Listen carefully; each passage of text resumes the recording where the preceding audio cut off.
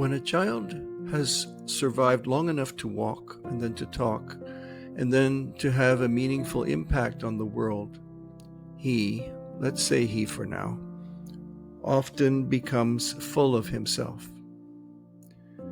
This was my mother's expression for someone, not only a child, who was being overconfident, talkative, and rather too proud for his own good.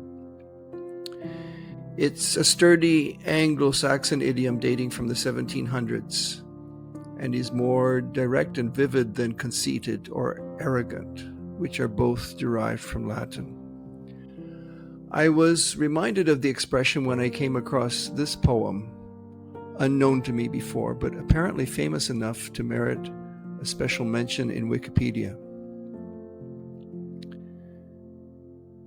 Indwelling by Thomas Edward Brown. If thou couldst empty all thyself of self, like unto a shell dishabited, then might he find thee on the ocean shelf and say, this is not dead, and fill thee with himself instead. But thou art all replete with very thou, and has such shrewd activity that when he comes he says, this is now unto itself, 'twere better let it be.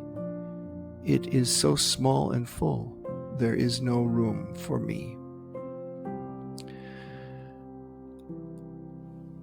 There are echoes in this of the Christian mystic tradition, from the heady symbolism of Pseudo-Dionysius through to Meister Eckhart's Ground of the Soul, and on until today. I fell in love with this poem immediately, for I recognized in it a Sufi parable that I've come across many times in the past, yet could not find online. So I decided to provide my own simple version, an update from Brown's Indwelling, minus the antique verbiage, except one "the." Immanence. While all engrossed in worldly cares, I heard a knocking on my heart, a sigh that stirred my longing, and a voice without a word, a whisper not of angel nor of jinn, but one who knows. Who is within?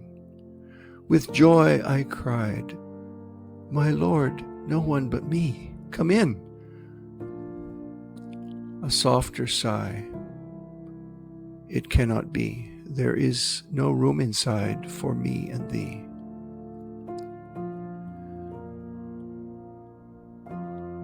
Then years passed by like ghosts. I learned to see my plans as mist, all drifting listlessly on shallow seas, no land to harbor me but deep within, and deeper is its ground. I hush and listen, breathless, for the sound. Who is inside? O Lord, there is no view of in or out in anything you do. No one is home to greet you now but you.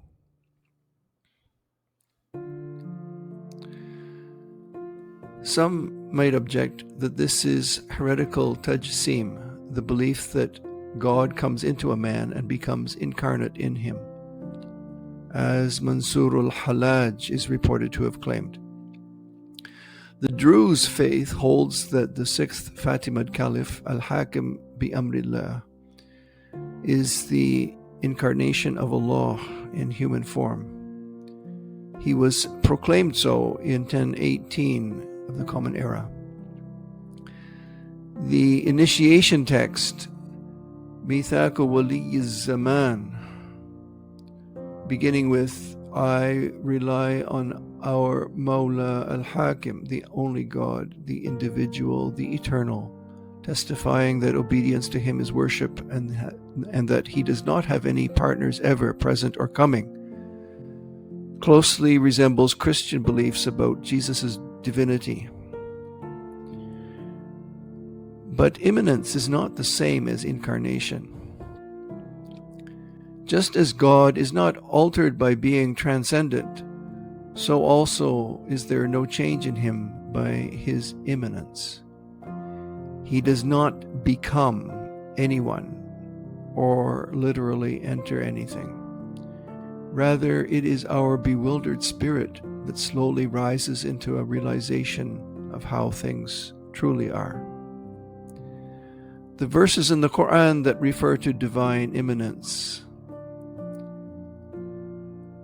chapter 8, verse 24, chapter 2, verse 115, and chapter 57, verse 3, for example, are few.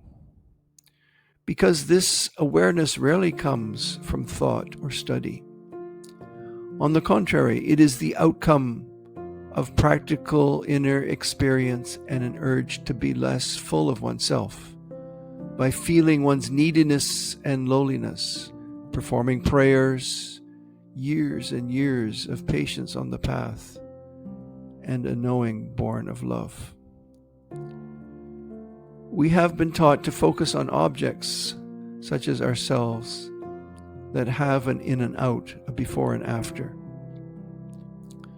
That is the materialistic paradigm so common today that it goes unquestioned and unnoticed.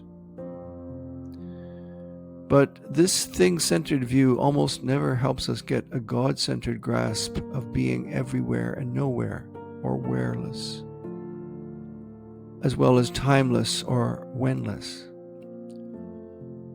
Instead of him dwelling within someone, it would be truer to say that we go out of ourselves into God.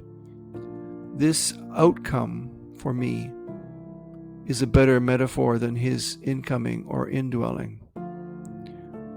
We join someone greater, as in Allahu Akbar, without connoting any loss for us or any constraint in him.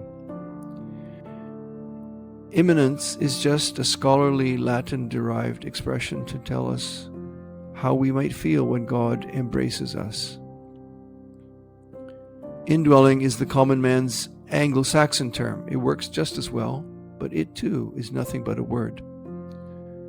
The reality, the meeting of the finite and the infinite, the ordinary personal and the singular suprapersonal, the mortal and the eternal. That reality is inexpressible and incomprehensible. We could just leave it at that. Or you might call it a voice without a word. What is heard when there is no you left to hear it.